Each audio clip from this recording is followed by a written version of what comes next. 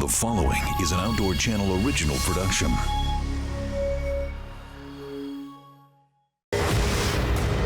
A hiker, alone on a high Sierra peak, gets crushed by a boulder. Infection is spreading fast through his shattered leg. Anytime I moved the leg, there was going to be pus or blood coming out. With no food, he must make a risky decision. I was concerned that the leg was in such bad shape that I was going to need to move. And the only way he could was to crawl. I was at that point where I'm going to have to rescue myself. It's a mission he cannot fail. In the wild, when things go bad, they go bad fast. Without warning, your life can hang by a thread. Adventurer and survivor Craig DiMartino fought back from his own wilderness disaster to reclaim his life. Now Craig meets other courageous outdoorsmen who beat the odds and return from their own fight to survive. Hi, I'm Craig DiMartino. Here's a question. If you were badly injured, would you have the knowledge and the guts to work through the pain and do whatever it takes to save your own life? Greg Hine answered that question for himself the hard way. Climbing to the summit of Mount Goddard in the Sierras was the easy part. But when a boulder came crashing down and crushed his leg, surviving for the next 6 days would challenge his emotional and physical resources to the very limits of what one man can endure.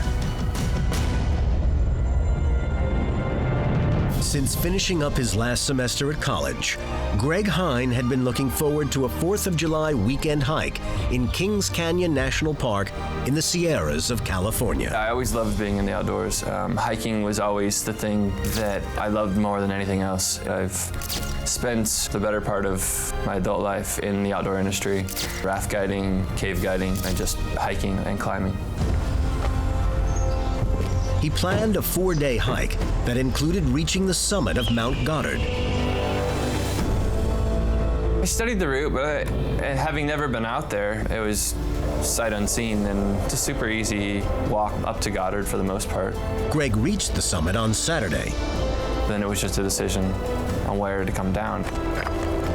And that's the sticking point for me on the plan, was which way I wanted to go. Greg had misplaced his map on the way up, so he was winging it as to which direction to descend. Then, as he cautiously made his way down, a huge rock pulled loose from above and crushed Greg's leg as it careened past. I never saw the rock again, but I was on my butt sliding down the mountain. I had my backpack on, so it was kind of keeping me upright. When he was able to stop sliding, Greg knew he was in bad shape. In medical terms, his leg had a compound fracture. Both his tibia and fibula bones were broken. The condition of my leg was enough to scare me, and it hurt like hell. Greg had taken wilderness first aid, so he knew how to splint his leg. He also had to slow down the bleeding. The loss of blood could lead to loss of consciousness and hypothermia. And then he would be in real trouble. But he didn't count on what happened overnight.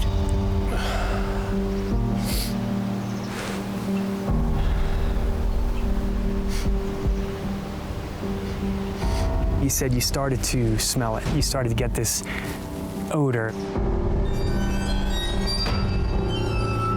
which would indicate gangrene or infection or something bad. I don't want to deal with this, but if I don't deal with this, it's going to be a lot worse for me. Right. It goes gangrene. It's really difficult to fight that. I realized that anytime I moved the leg, there was going to be trauma to the wound. There was going to be some pus or blood mixture coming out, and I luckily had a snow patch next to me, about 15, 20 feet away. Greg realized all he had to clean his wound with was snow. He hoped the cold would help cauterize it a little, and as it melted, wash out some of the bloody pus. But the snow patch was probably 15 to 20 feet away. His leg was throbbing, and he couldn't walk. The only way to get there would be to crawl, if he could manage it. A 5-minute crawl felt like an eternity. Greg brushed off the top of the snow to get to a clean layer. He used ice crystals to scour the wound. He told Craig this was an important moment in his survival effort. It's getting infected, so now I've got to start cleaning it, and it just adds something to the experience. But in doing that, it kept me active in my own survival, and that was really helpful in that regard, to be forced to think more about it and to do something to try to keep myself as healthy as possible. You're being proactive. Yeah, and it helps staying alive in that regard. This patch of snow also became Greg's source of hydration. I did not have any food or water. I utilized the snow patch to put snow in the hood of my poncho. I would use the sun to melt the snow for water. During the day, he'd crawl away from the cold, wet snow to stay warm in the sun. Then he'd crawl back to clean his infected leg.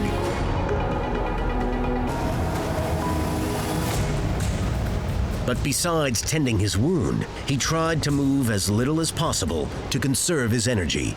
He stared out at the view and knew he was far away from any rescue. Periodically, he blew his whistle, trying to attract attention. 3 short blasts. The universal distress signal. A desperate call for help. Hiker Greg Hine's leg has been shattered by a falling boulder. Now he's stranded in the high Sierras with an excruciating compound fracture and infection spreading rapidly through his body. With a compound fracture, the pain is at times very pronounced, but eventually my brain did shut off most of the pain that I was experiencing, so it was just something that I had to endure. His brain also did him another favor. I wasn't hungry at all. I can barely go 6 hours without eating and having hunger pains, and never had one hunger pain. He did his best to conserve his energy and waited out his rescue. He assumed his dad would report him missing sooner than later. Hey, Greg! When Monday rolled around, it wasn't so much concern as it was upset. He wasn't home when he said he was going to be home. Greg? And that made me a little angry. So I gave him Monday night and Tuesday as a grace period. I didn't think that anything was wrong. It was just that he was taking extra time. The accident happened Saturday. It was now Tuesday, but Greg still felt like he was doing the right thing. The reason why I stayed put was that I know that if you get lost or injured in the mountains, you don't start walking off and making it harder for people to try to find you. So I was thinking, well, it'd be easy. I just hole up here, until someone finds me.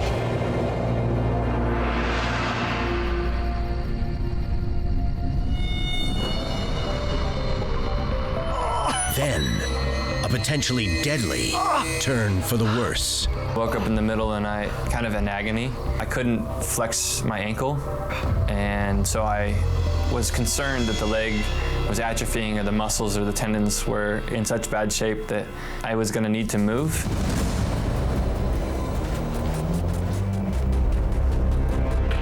Not being a patient person and then the leg freezing on me, I was now at that point where I'm going to have to rescue myself.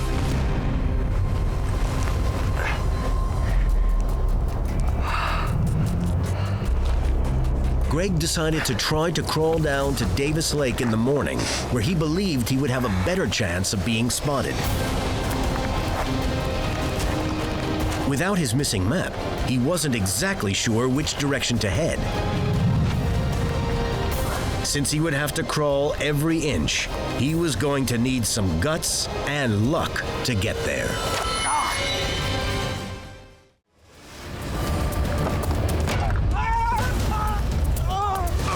4 days after his accident, Greg Hine decided to try to crawl to a location where he believed he would be easier to find. With his broken leg pulled up in his makeshift system of ties, Greg used his free arms and good leg to very slowly make his way down the slope. if I was a little too jerky, scooting down the boulder field that I was coming down, or got going too fast and stopped, the shift of my hips and the bones let me know, and so that was painful. As he came into a grassy area, he smelled the familiar scents. Along the way, I happened to find some moths and some crickets. I had always heard about people eating them and was thinking, well, I might as well just try them out while I'm here. So I just took off the back legs and the wings, knowing that those are the things you need to do so it doesn't get stuck in your throat. And I just ate it. So what's a cricket taste like? Nutty, I would say. Not raw almondy taste, but somewhere along those lines. Bugs are a good source of protein, but they weren't going to make up for Greg's lack of food for days.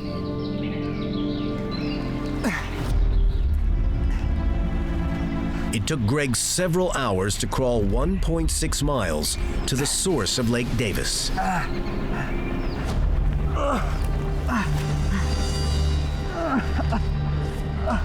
Exhausted from his crawl, he lay down to nap. His dad, mistakenly thinking he had to wait 2 days before reporting a missing person, when there is no waiting period, only called the sheriff that Wednesday afternoon. Yes, I need to report a missing person. Got a phone call maybe an hour or so later from a sheriff sergeant Oh, he was pretty jovial. I mean, he was excited about going hiking. asking just a litany of questions. Well, no, I mean, Most of the questions, at least initially, were very subtly framed around Greg's state of mind when he left. I mean, he's always pretty happy. How did he say goodbye? He said, "We'll see you later." Did it sound like a final goodbye? I quickly caught on that what they were wanting to find out at that point was, did he go up there to end his life? Okay, thanks so much for your help. I appreciate it. My supervisor notified me that I needed to call Fresno County Sheriff Department because they were taking an initial report of a person who was overdue, and their itinerary took them into Kings Canyon National Park.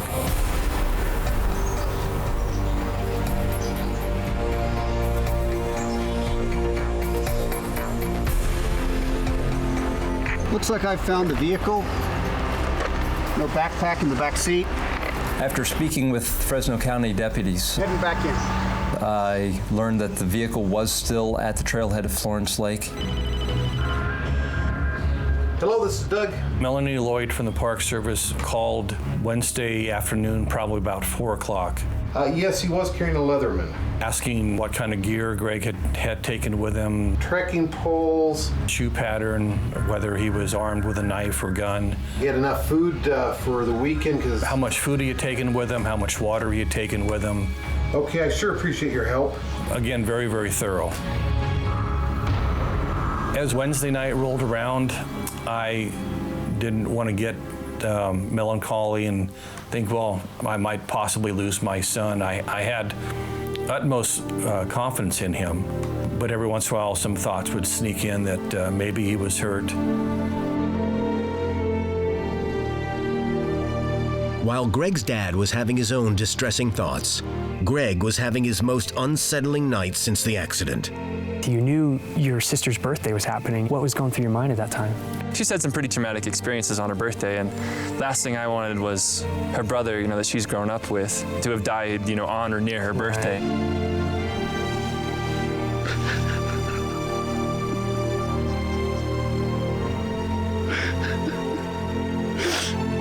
And that was the only part I did cry. It was the lowest point that I had, and I was like, oh no, not Sis's birthday. I want to survive because I want to not die on my sister's birthday, but also, I want to see loved ones and friends. And it sounds funny, but life's more beautiful. Yeah. I mean, you appreciate everything more, and to love and to be loved it means more to you. Right. Newly motivated, Greg made a bed for himself of dried grasses. Keeping busy kept the sad thoughts out of his head as he faced another day.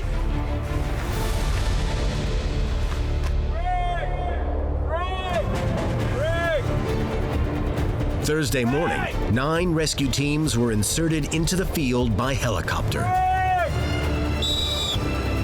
What our intention was to search certain trails that we suspected would be the most likely route that Greg Hine would have taken, and also to set up trail blocks at certain trail junctions.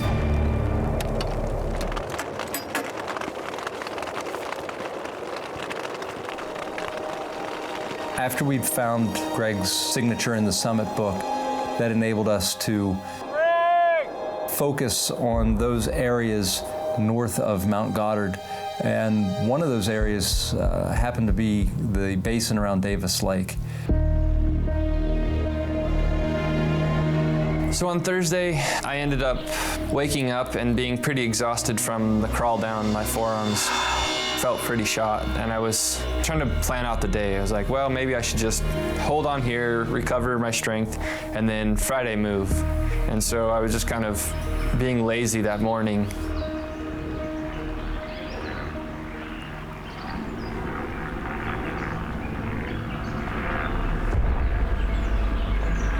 Then mid-morning, I started hearing the chopper. As soon as I heard the park's chopper, it was just, how do I get noticed or recognized? At that point, I was like, oh, shoot, I should do something. So I tried to head to this rock so that I could wave this bivy sack around. I was in this limbo of trying to get a rock in my bivy sack to twirl it around, to be noticed, to throw it up in the air.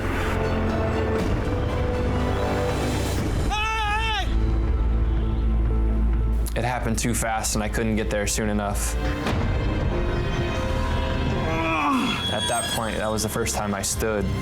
That was pretty traumatic for the wound and painful for my leg.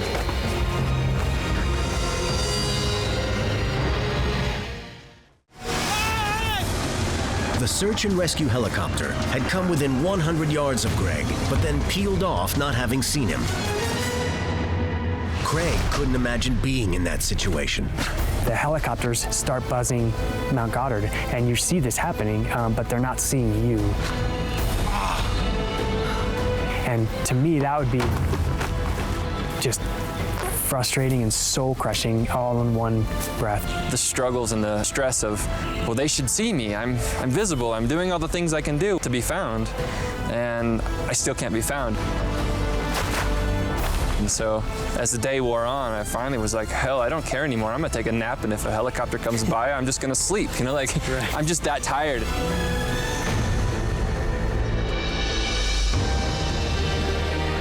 Greg didn't nap for long.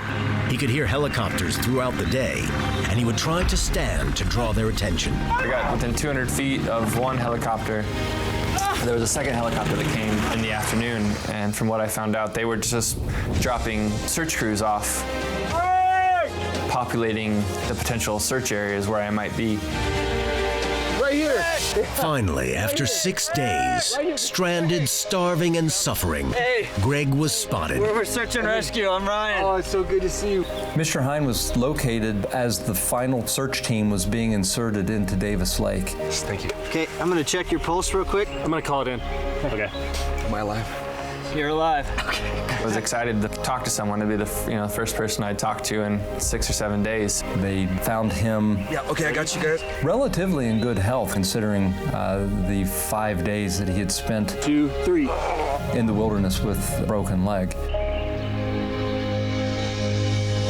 They've dropped 2 search and rescue teams in on the side of Goddard. A grid search. So we drove up. We're talking to the sheriff's sergeant up there. Okay, but it's a big mountain. They're gonna be there till last One night. of the Park Service people said we found him.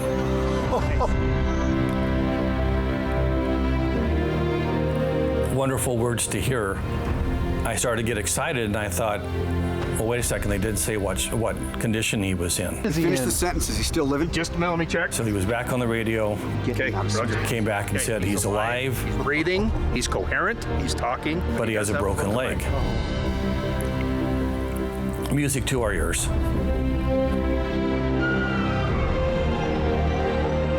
We saw Greg about 12:30. We told him how much we loved him. He said, I love you guys too. Greg's bones were reset after he left the hospital a little more than a week later. The survival of his leg was touch and go. He has had 6 surgeries and complications from infection. So after 6 surgeries, I will be able to walk again. And it took an incident like this for me to look at life in a different perspective. That my actions definitely weigh on other people and to live more presently. Just breathe, okay? Breathe. I've gotten a little bit of patience for the first time in my life, and that's why I believe this is such a positive experience for myself. Several things greatly assisted Greg in living through this ordeal. I believe first and foremost is he didn't panic. He recognized that he was going to be needing help. He stopped, reevaluated his condition. He didn't become overwhelmed. He didn't hit panic mode and deteriorate. People hear your story and they're like, oh, I could never survive something like that. That guy is incredibly tough. I never looked at myself as being tough or, extraordinary in any measure. Almost everybody, unless you're living in a mental bubble, you've experienced something that has tried you. Ours was more physical. Most everybody else's is more mental. Right. Anybody can survive as long as you want to.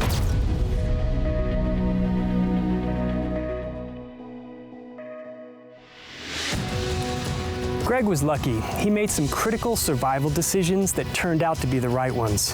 His leg was severely damaged and he's been on a long road to recovery. But he's determined, like I was, to return to doing the things he loves in the outdoors. That makes him a big winner in his fight to survive.